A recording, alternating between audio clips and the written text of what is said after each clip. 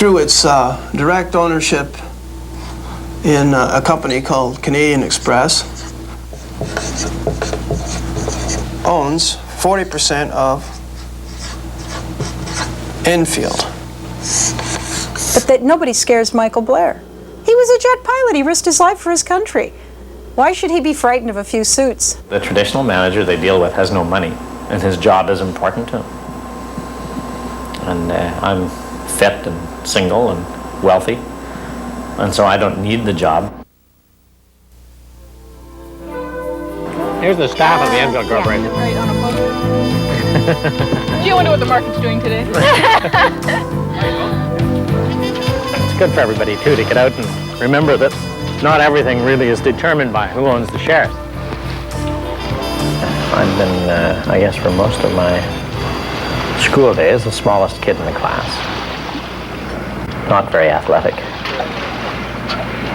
I moved enough times to not really have many really close friends. We've been moving every 3 or 4 years. Maybe a bit of a loner. And I came back and worked on the farm and had applied, as I say, I'd found out about college, been encouraged to go to college. And I had no interest in going to military college, really, but my dear old Aunt Helen, she said, you want to spend your life looking after those shitting cows, or get on the train, go to Kingston and see what it's like. As an arts graduate, I could have either been a pilot, or I think the alternative they offered me was to be a recreation officer. And so I became a pilot.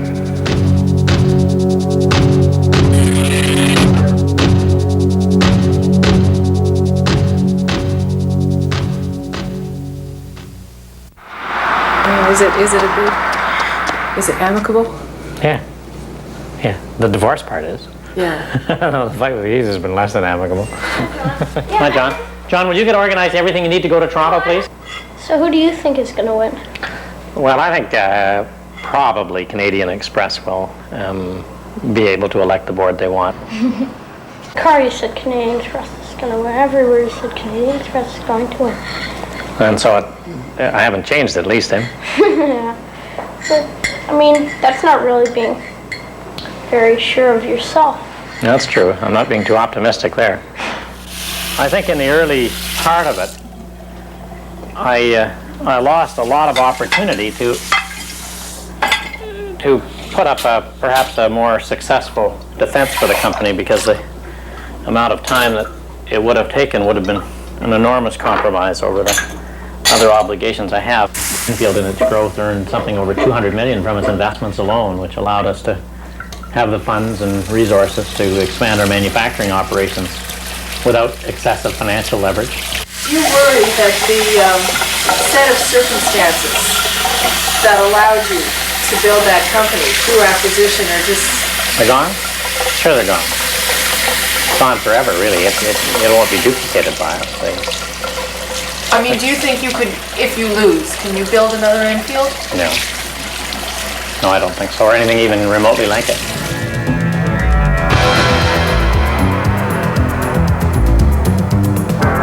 Head of a fox, symbolizing resistance of temptation and of defense. The chest of a greyhound for swiftness and faithfulness. The talons of an eagle to render ruin to all evildoers. The body of a lion denoting courage and leadership, and the hind legs and tail of a wolf for guardianship. So we've stolen it from British Heraldry, and it belongs to the Enfield Corporation Limited.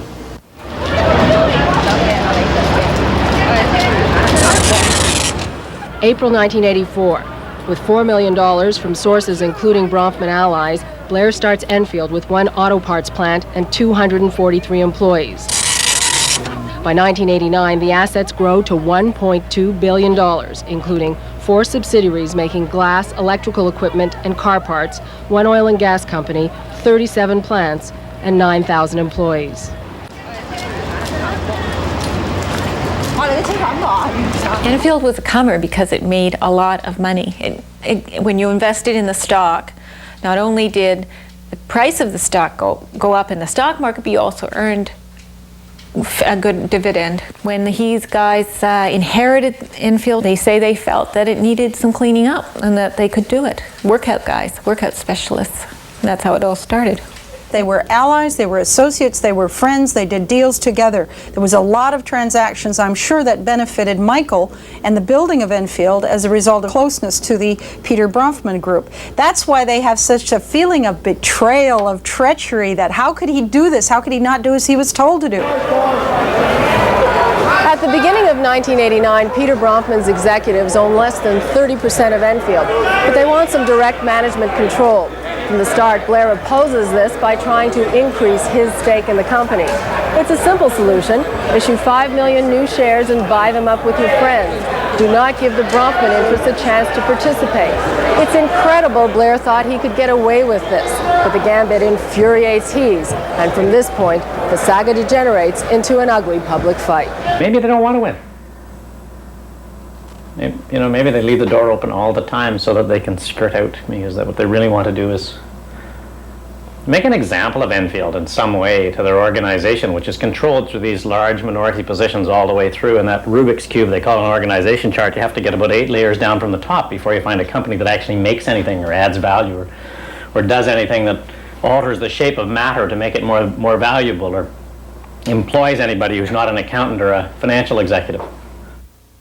Holding companies own pieces of paper. Operating companies work their assets to make a financial return. They're going to make money and pay dividends into Enfield, and then allow Enfield to pay dividends up to Canadian Express.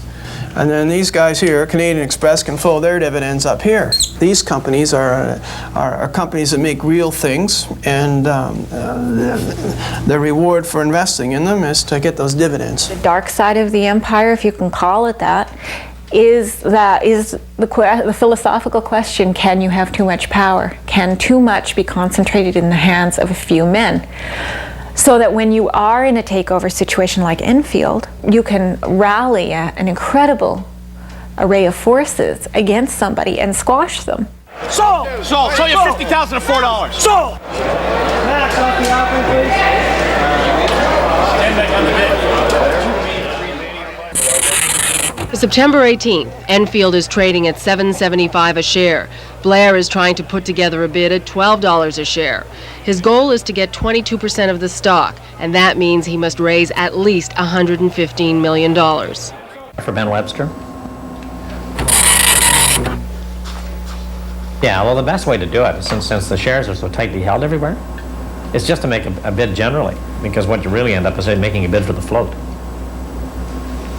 Yes, but it's really, nobody else is going to tender except the people that are not aligned. Yeah. No, that's a good idea. Maybe give them something like 15% of the premium. Ben, I think the thing that we might need to do to get them to go for it is to find somewhere another 5 or 10 million of equity. Like I'd put up my 7 million shares, and we could find another 5 or 10 million as well.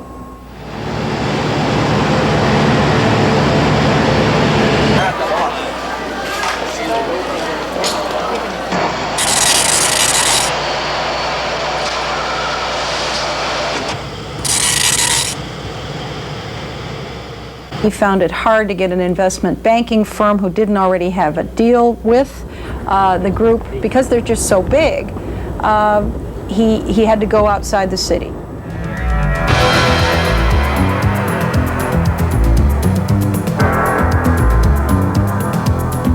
Overlooks all those decaying old factories. Blair's strategy to amass shares fails. By 1989, Hees and its allies own 40% of the company, and the battle shifts to control of the board of directors. July 20th, 1989, Enfield's annual meeting. Hees tries to oust Blair and elect Timothy Price instead. Blair disqualifies their proxy votes. Hees sues. The thing for me to do is wait and see what the judge says, so that the air is clear about that. The court case is crucial to Blair's reputation. It will cast the winner as a good guy. It's actually a legalistic battle over a proxy vote count at a previous shareholders' meeting. The question is, who is the legal director, Blair or a Hees nominee? To the winner goes a moral victory, and that will translate into shareholder support. If I quote from the decision, it says, "In any event, I find that Blair failed to meet the quasi-judicial standard of conduct demanded of a chairman. There was a thorough process. And the judge is an independent man, and he's looking at it with no bias towards me and no bias towards Canadian Express, and he's listening to the arguments of the council, and he decided I acted improperly. I guess what I could say is I must be educated by it. And the feeling that I have about it is the surprise, I guess, and disappointment that it is legitimate to walk into a shareholders meeting with a handful of proxies with your and not inform as directors of the company other shareholders what you have in mind, and really overturn the board of the company and put in your own. Doesn't this go to the heart of your reputation as a businessman? I'm sure it does, yes.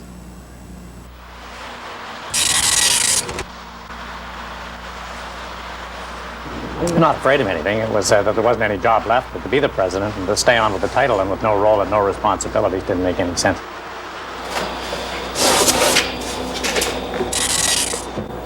Last load of things to clear out.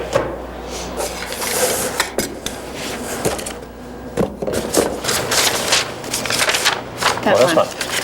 It is, that's the latest one. Oh dear. I think that's fabulous.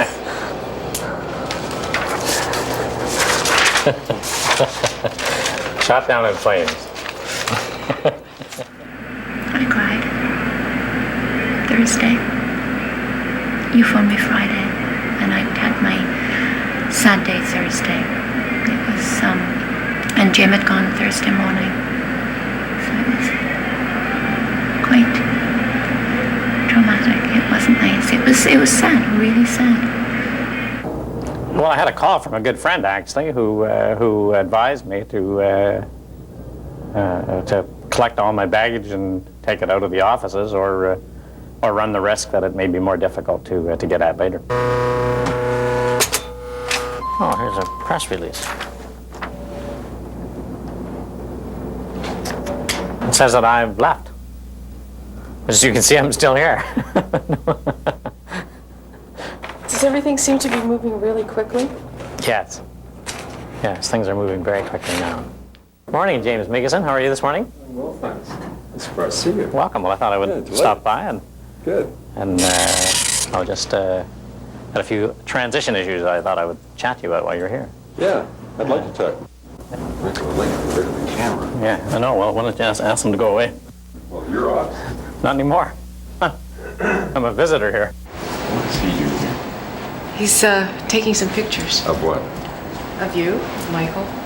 Can we ask him to leave now, you think? Why? Well, because I don't want the news or press here right now.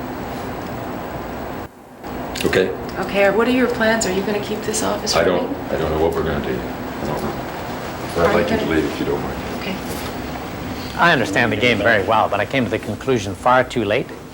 If you woke up one morning in a large public corporation and found that there was an acquisitor stalking your corporation, there's all sorts of things that you could have done at that time. You could have solicited the advice of major investment dealers, put in place poison pills, attempted to solicit other parties who might be interested in buying the corporation. Sorry you didn't. Not sorry, but I'd have done it differently.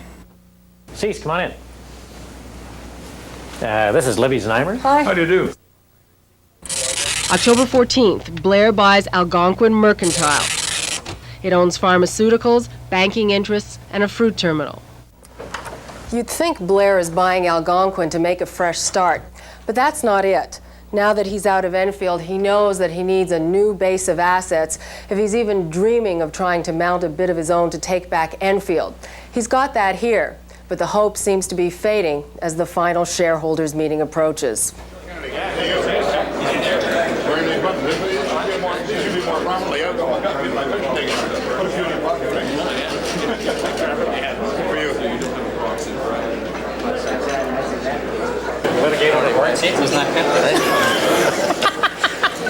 One of the values that Brascan espouses as its credo for corporate governance is that all major shareholders are entitled to, as a right, their proportionate share of the number of directors on the board. Better not show up as a quote. No.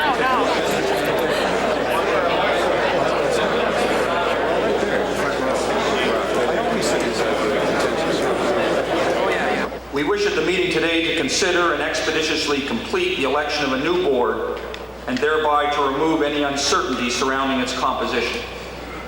Teignmouth, Walt, Marshall, and Meekison for election to the Board of Directors.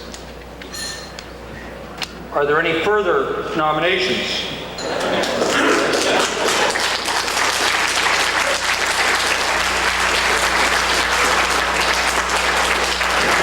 I'm here as a personal shareholder in my capacity as president of the Renegade Capital Corporation, which is also a shareholder.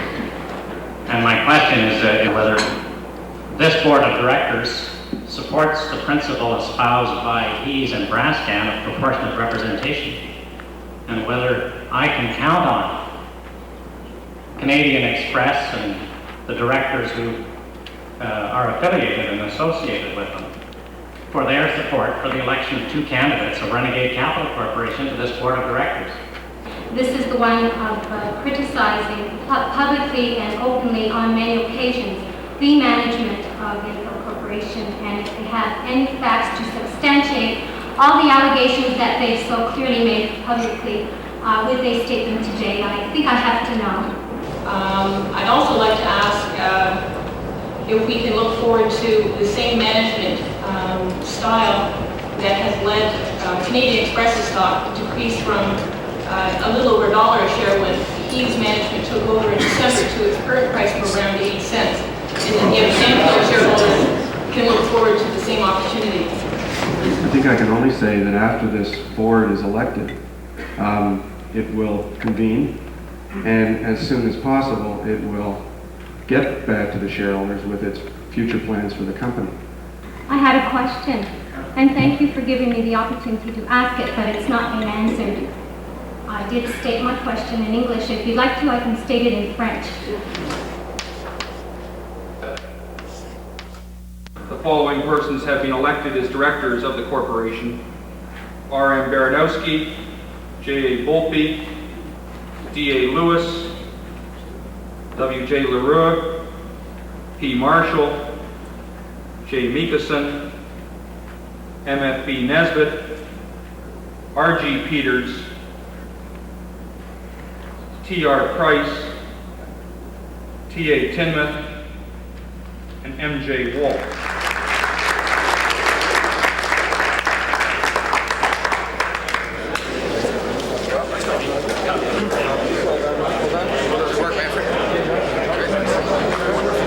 Mr. Walt, is this a big victory? It's a victory. Do you think this is the end of it? I hope it is. I don't know that this election puts an end to it, since it still leaves a very large number of shareholders dissatisfied.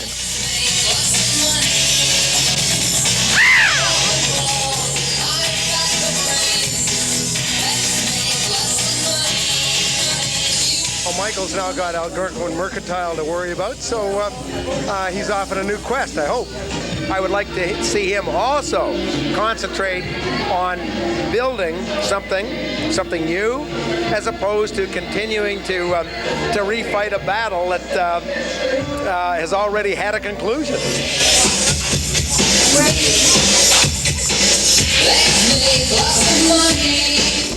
I think the lesson is that there's some very big, powerful groups who are allied with other big, powerful groups, and if you don't play the game exactly the way they want it played, it would appear that they will hurt you, and maybe it's that way in other countries, but I think it's more so in Canada because of the concentration of economic power. I haven't been too scarred by the process, and having a couple of thousand employees and entirely new operations and some very, very fine people to work with. It gives you the opportunity not to spend too much time dwelling on what might have been or where things could have gone, and to get on with life.